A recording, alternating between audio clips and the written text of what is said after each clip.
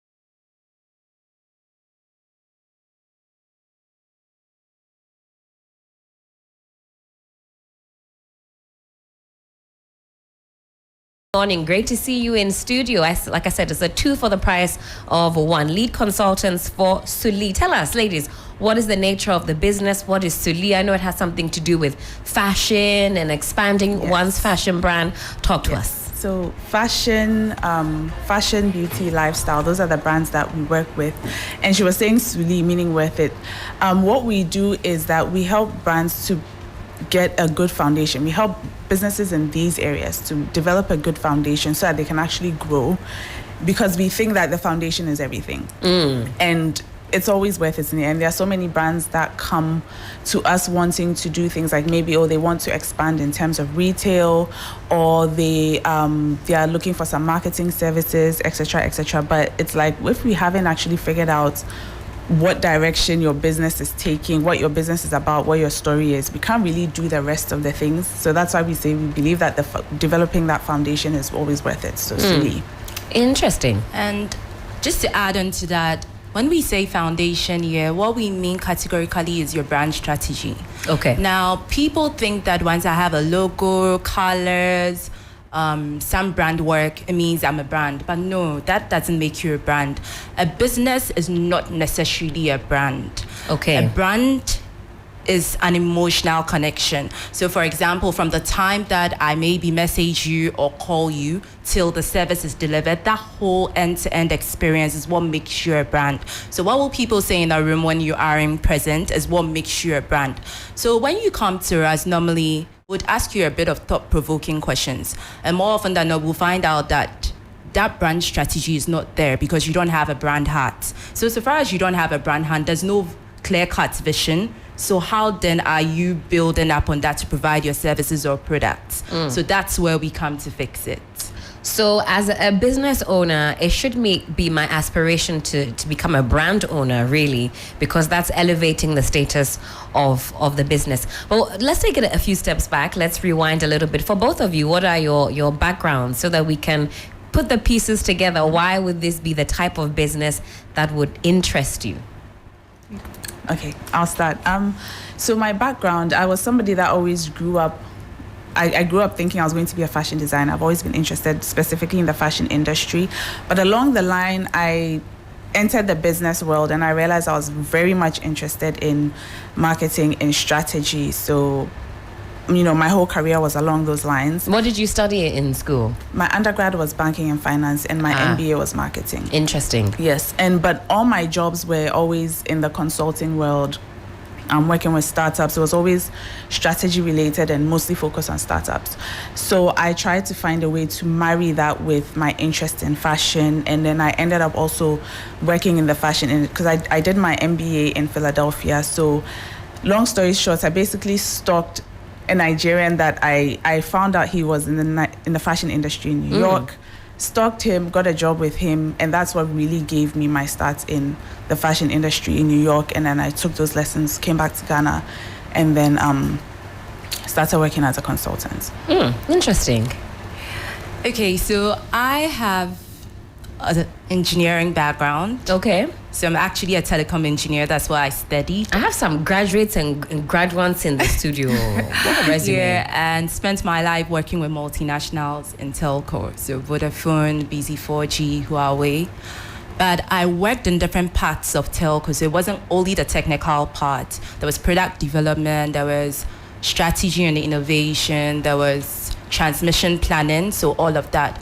But the interesting part about me is there's always been a design part ever since my childhood days. So I'm always doing something creative, cuts across a wide field from the fashion, textiles, painting, all things creative, music, drama, interior, hair.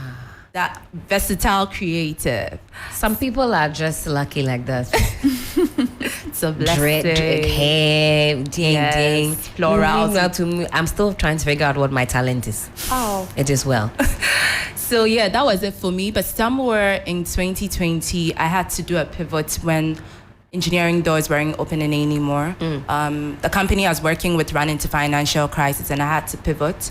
I tried a number of telco companies. For some weird reason, I'll get to the final stage and not get in. Shout out to Jamila Abdullahi.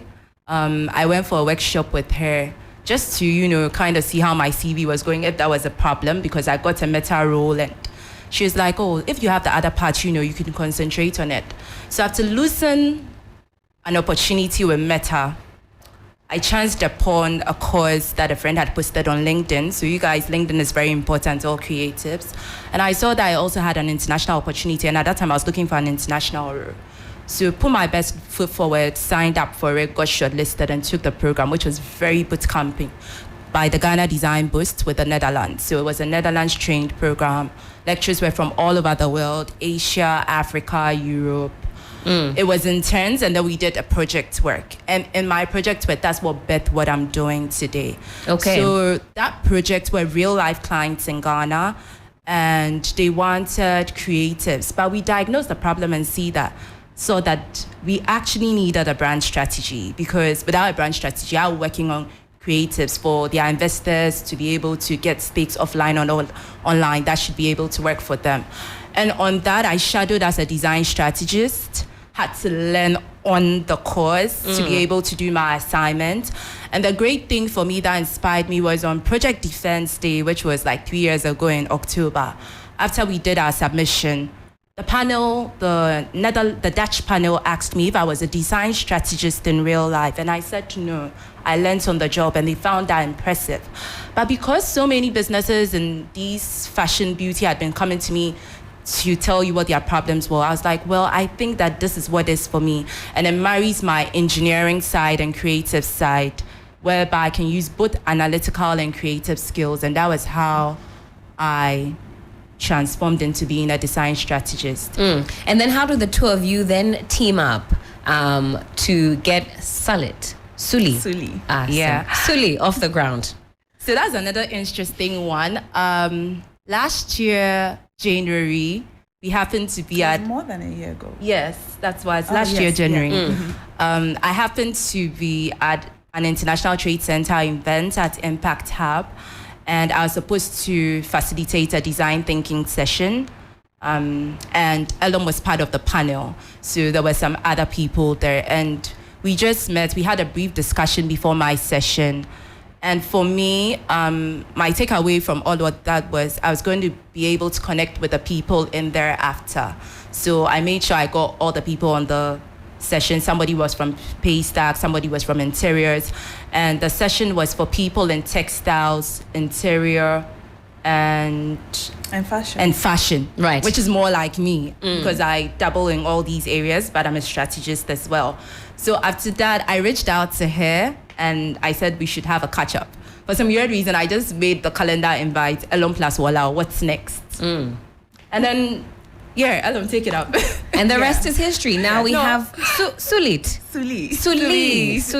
So we just, I think Ellen would say it better. We realized we did similar things along the same side of work. Let me leave Ellen to say that part. Yes. of the We story. realized that we had a lot of similarities, and I was already doing some brand strategy sessions with my clients, with my existing clients, because I realized a lot of the time, like I said, I would realize that there's a gap before I can do what they need me to do. We have to do brand strategy. But when I went for the events, like she said, I was on the panel and she was facilitating. I felt that her approach was, I liked that her approach was very interactive. So I was like, if there's a way I can marry this with my approach that I'm currently using, I think we'll have something there. So when we spoke, we hit it off and we were like, let's talk after and see what we can do. And that was basically what started Suli. All right. And so how old is Suli?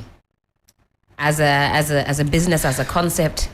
As a concept, like a year and a half. Yeah. Yes, because we both have our existing businesses, and Suli is a collaboration between the two businesses. So like a year and a half. Yeah. Interesting. And how has it been like getting clients on board? How do you typically reach out? What is your marketing strategy?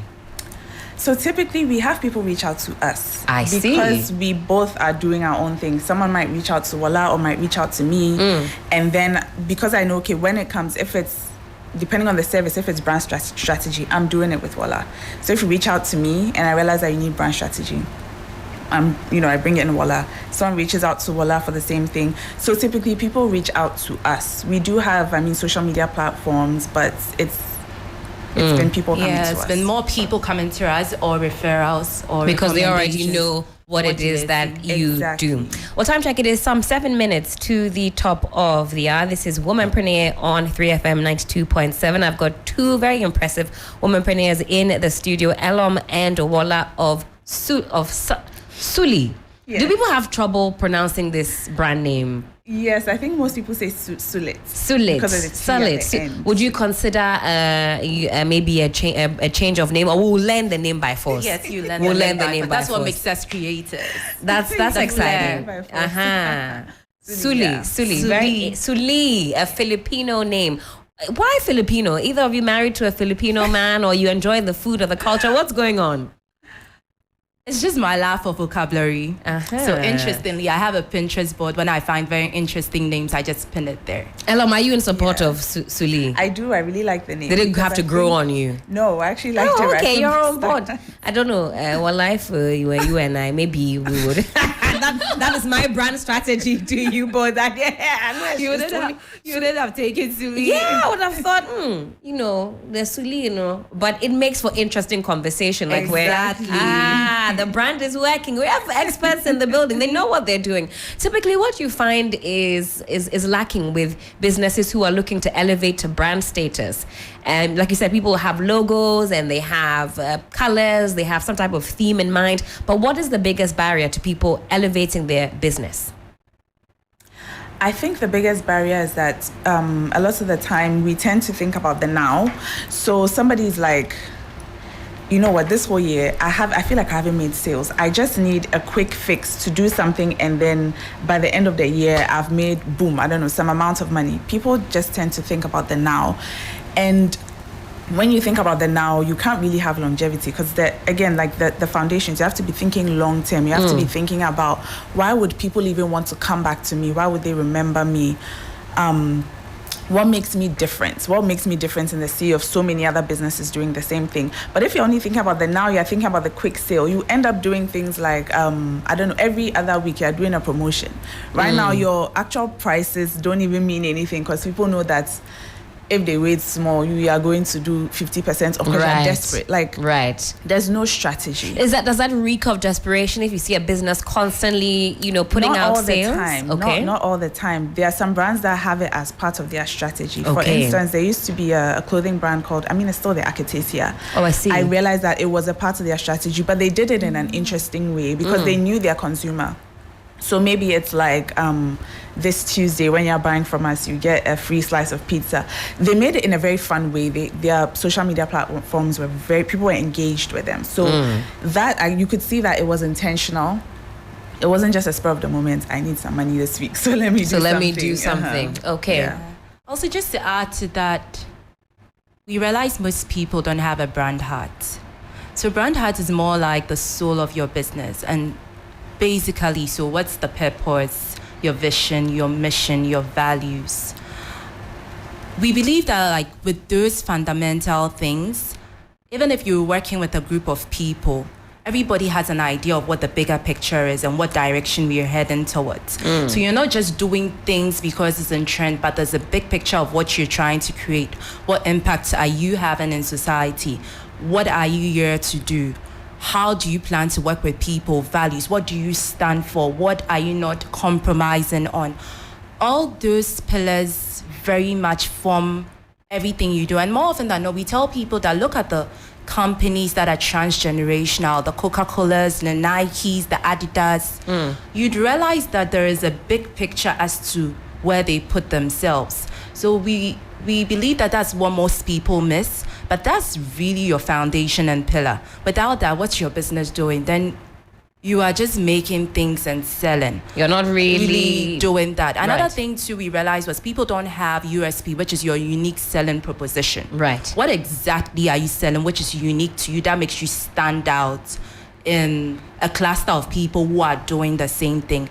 And then the one that is always interesting is people don't know that they have to do a great homework of figuring out which is your ideal customer avatar. So you should know who your customer avatar is. We're Now- learning a lot. This is a crash course. Yeah. And a serious crash course. We'll have to do a part 2 of this, ladies, because I think a lot of businesses could benefit from what I'm calling free game this morning, because people Yes. have to pay you to get some of these tips and tricks. And you have a crash course coming up. Yes, we do. Tell us about that very briefly. Not too long until we're signing out. Okay, so the crash course definitely is more of what I'm talking about, the basics. So we'll be talking about vision, how to develop your mission, how to develop your values, and how to develop your unique selling proposition. Now, the thing about how we would do it is it's not going to be like you going to any normal brand strategy class. Because I use design thinking, it's going to be more interactive and practical, and you will be doing the work interactively on the go. Exciting stuff. And how do we get involved? Plug the socials for us. Only a minute to go until we're wrapping up. So let us know how we can get involved, how to find you on the socials, take advantage of this crash course. So they can follow Suli on Instagram at SULIT_EDU. And you can follow me personally, Sika, SIK_Amankwa, and SIKA_WRLA, Sikawala. Sika_Wala. Sure. And then on LinkedIn, it's Suli Consult. Suli Consult on LinkedIn. On Instagram as well, it is Suli_EDU. Suli_EDU. And all the details about this crash course will be on there. Yes. So when very you exciting. get into the bio of any of them, whether it's LinkedIn, the bio is the wait list. Once you just fill that form, we'll send you all the details for the Amazing crash stuff. course, which is 11th November. coming up. 11th November coming. I will be signing up. Is there a fee to this?